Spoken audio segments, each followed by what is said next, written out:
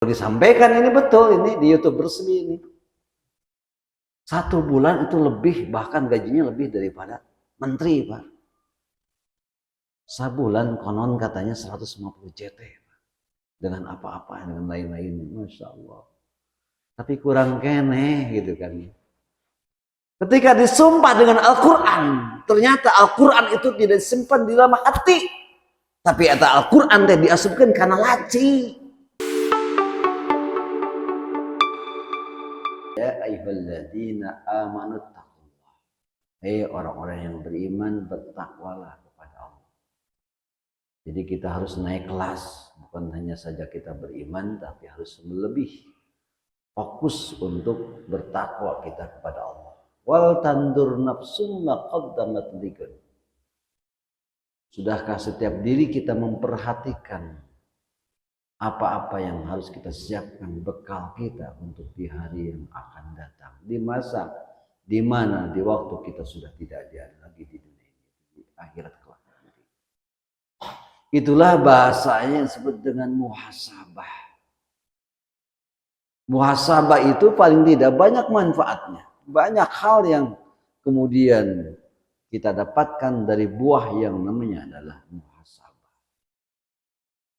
Ilustrasinya kalau kita menanam pohon, kita jaga, kita rawat, tentu pohon ini ingin berbuah.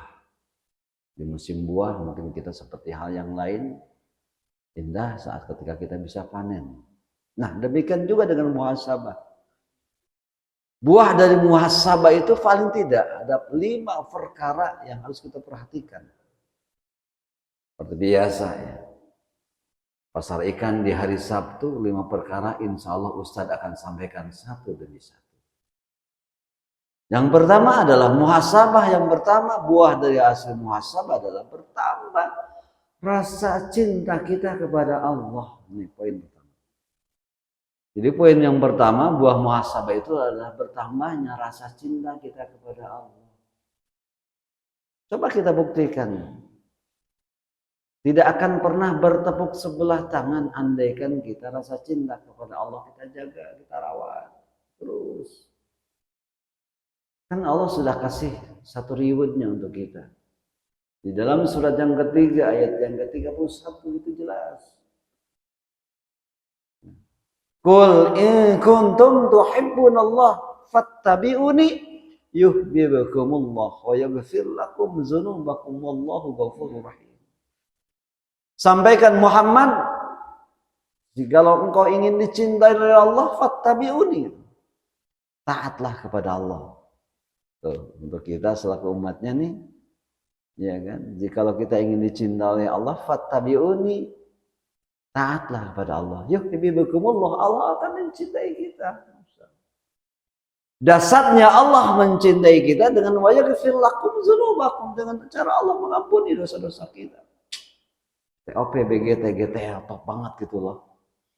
Kalau kita subhanallah kita wafat pulang kembali kepada Allah dalam keadaan kondisi kita sudah diampuni dosa-dosa kita.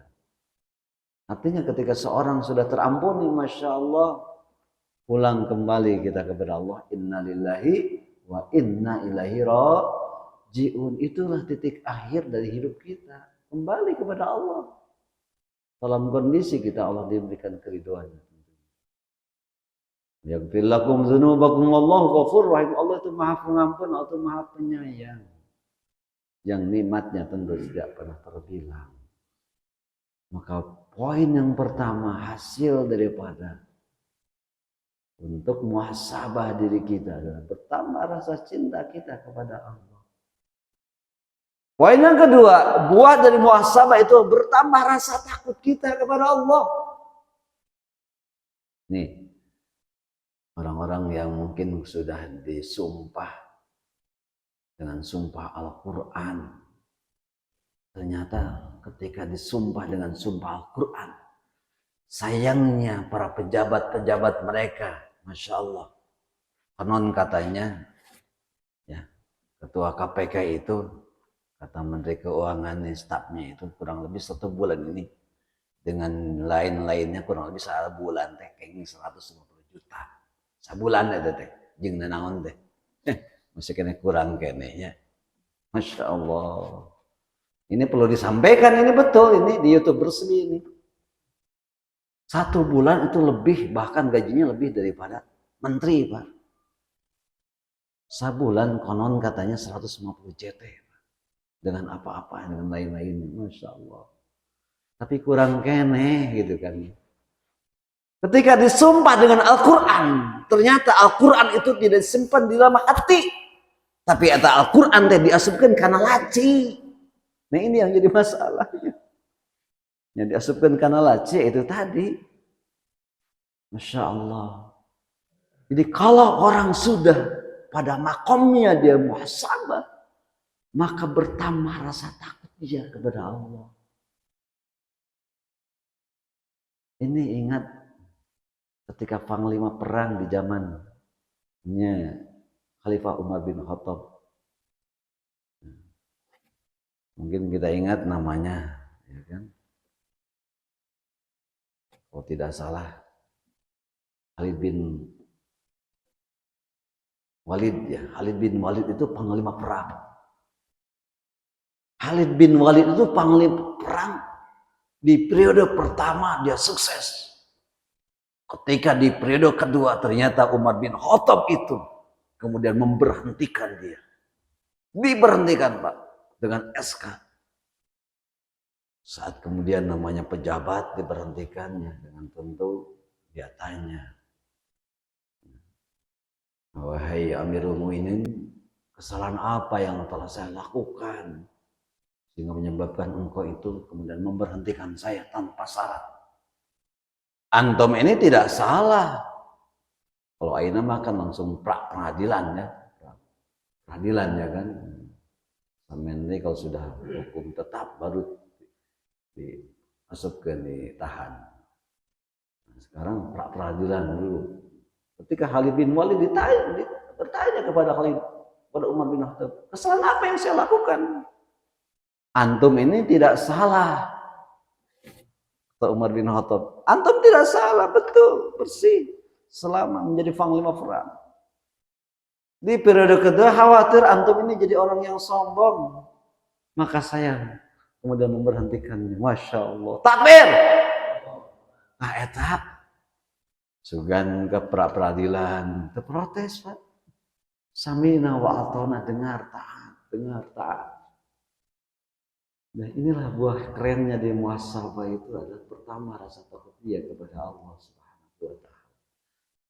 Jadi kalau rukun ihsan itu setelah rukun Islam, iman dan ihsan itu sudah masuk dalam hatinya, menghujam ke dalam kalbunya, anta'budallaha ka'annaka tarahu fa lam takun tarahu fa innahu yaraka. Kemanapun CCTV Allah itu melihat, menyaksikan apa yang kita lakukan. Karena iman tadi itu tadi bahasanya ketika disumpah masukkan dalam laci, iman ini hanya sekedar hiasan ketika hanya di masjid kumpul, ya kan? Ataupun di musola rumahnya ketika keluar udah tidak ada yang mengawasi lagi. Tapi orang yang beriman dan bertakwa kepada Allah, Masya Allah, kemanapun dia melangkah, rasa takut itu ada. Kenapa? Dia merasa bahwasanya semuanya apa yang dilakukan itu menjadi bentuk pertanggungjawaban di hadapan Allah Subhanahu wa Ta'ala. Yang ketiga adalah poin yang ketiga di antara orang-orang yang menjadikan hasil daripada muhasabah itu adalah melihat aib diri sendiri, tidak melihat aib orang lain. Nah, Pak, ini poin penting bagaimana ketika kita semuanya meyakini bahwasannya kita sering mengorek-ngorek, membuka aib saudara kita sendiri. Ini terekam jelas Allah mengingatkan kepada kita. Di dalam surat 49, di ayat yang ke-12. Al-Hujurat, ini jawaban kita semuanya. Apa kata Allah? Ya ayyuhalladzina amanu ijtanibu katsiran minadh-dhanni inna ba'dadh-dhanni ismun wa la yatajassasu wa la ba'dukum ba'dun ayuhibbu ahadukum ayyakulla lahmahi mitan faqarifu tumuh waqtaqullah innallaha tawwabur. Ini kalau misalnya dipahami secara jelas konteksnya, Masya Allah. Orang-orang yang beriman, jauhilah prasangka. Sesungguhnya sebagian prasangka itu adalah dosa, dan janganlah kamu mencari-cari kesalahan orang lain, dan janganlah ada di antara kamu yang menggunjing sebagian yang lain.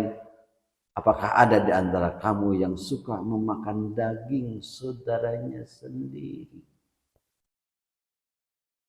Ya, jadi rasanya kita merasa jijik ya kalau kita memakan daging bangkai. Tapi itu tadi Pak, mulut yang tidak mungkin kita bisa jaga. Suatu saat nanti, pada waktunya nanti oleh Allah sampaikan, kabarkan. Yauma nahtimu ala afwahihim wa tukallimuna aydihim wa tashhadu arjuluhum bima kanu yaksibun. Hari di mana mulut itu semuanya dikunci. Hari ini mungkin bisa ngomong, bisa sumpah palsu, bisa berdusta, ya kan? Tapi pada hari nanti mulut ini terkunci, tangan ini yang berbicara, dan kaki ini yang jadi saksi pada hari kiamat. Tidak ada yang berlepas siapapun di antara kita saatnya nanti. Maka inilah poin yang ketiga, bagaimana buah dari muhasabah itu adalah melihat aib diri sendiri, tidak melihat aib orang lain. Sehingga Amirul Mukminin sampaikan, Umar bin Khattab, siapa yang menutup aib saudaranya sendiri, kelak nanti akan tutupkan aib pada hari dia. Insyaallah. Yang keempat adalah buah dari muhasabah adalah bertobat sebelum terlambat. Ini Pak, poin yang keempat, bertobat sebelum terlambat. Wasari'u ila maghfiratin min rabbikum jannatin arduha as-samawati uiddat lil muttaqin. Bersegeralah terhadap ampunannya Allah. Jangan mengatakan saya masih muda, saya masih sehat. Karena syarat dari kematian itu tidak melihat yang muda dan tua. Syarat kematian itu adalah sudah pada waktunya, pada saatnya. Terkadang kita dikagetkan ketika seorang yang sedang berolahraga sekalipun, sedang goes, ada yang banyak kita dapatkan sedang sehat Pak, bukan sedang sakit. Bukan karena orang yang sudah di dalam rumah sakit dan sudah terpasang semuanya. Terkadang banyak hal-hal yang mungkin di luar nalar kita, yang nunggunya meninggal wafat, yang masih ditunggunya masih panjang umurnya. Banyak hal yang terjadi seperti itu. Artinya bertobat sebelum terlambat. Bahasa tadi dalam surat yang ketiga itu 133 itu jadi jawaban kita. Bersegeralah terhadap ampunannya Allah. Dan poin yang kelima yang terakhir adalah istiqomah di jalan Allah sampai akhir hayat. Istiqomah di jalan Allah sampai akhir hayat. Jadi kalau kita membiasakan terus BMW bismillah majrih wa mursaha ke masjid ini, terus kita istiqomahkan. Maka dalam surat 41 ayat yang ke-30 itu pun menjadi jawaban orang-orang yang istiqomah di jalan Allah. Innal ladzina qalu rabbuna Allah tsumma istaqamu tatanazzal malaika alla tahafu wa la tahzanu wa abasiru bil jannati allati kuntum tu'adun. Orang-orang berkata, Rabbuna Allah, Tuhanku adalah Allah. Summa istaqamu, sudah meneguhkan pendirian, istiqomah. Jadi istiqomah itu sesuatu dalam kebaikan-kebaikan. Itu namanya istiqomah. Lain copet terus ya, nyopet istiqomah bukan. Maling istiqomah bukan. Korupsi istiqomah leletikan ya bukan. Tapi istiqomah itu di dalam koridornya dalam kebaikan-kebaikan. Summa istaqamu tatanazzalu malaikatika, turun malaikat Allah tahafu, jangan takut wala tahzan, jangan bersedih. Wa basiru bil jannati allati, aku berikan kabar gembira surga kuntum tu'adun, apa yang telah aku janjikan. Jadi buah dari istiqomah itu adalah reward Allah yang ujungnya adalah surga Allah Subhanahu wa taala. Nah, inilah 5 hal yang tersampaikan pada kajian singkat subuh kita kali ini. Buah daripada muhasabah itu adalah 5 perkara. Pertama adalah bertambah rasa cinta kita kepada Allah Subhanahu wa taala. Yang kedua adalah bertambah rasa takut kita kepada Allah Subhanahu wa taala. Yang ketiga, melihat aib diri kita tanpa melihat aib orang lain. Yang keempat adalah bertobat sebelum terlambat. Dan yang kelima adalah istiqomah di jalan Allah sampai akhir hayat kita. Alhamdulillah, mudah-mudahan kita mampu mengaplikasikan tentunya dalam kehidupan kita sehari-hari.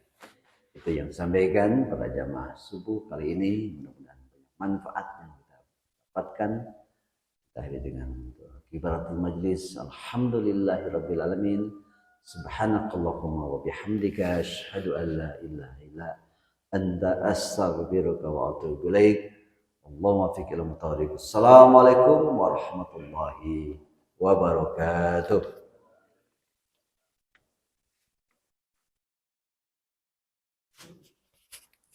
Sallallahu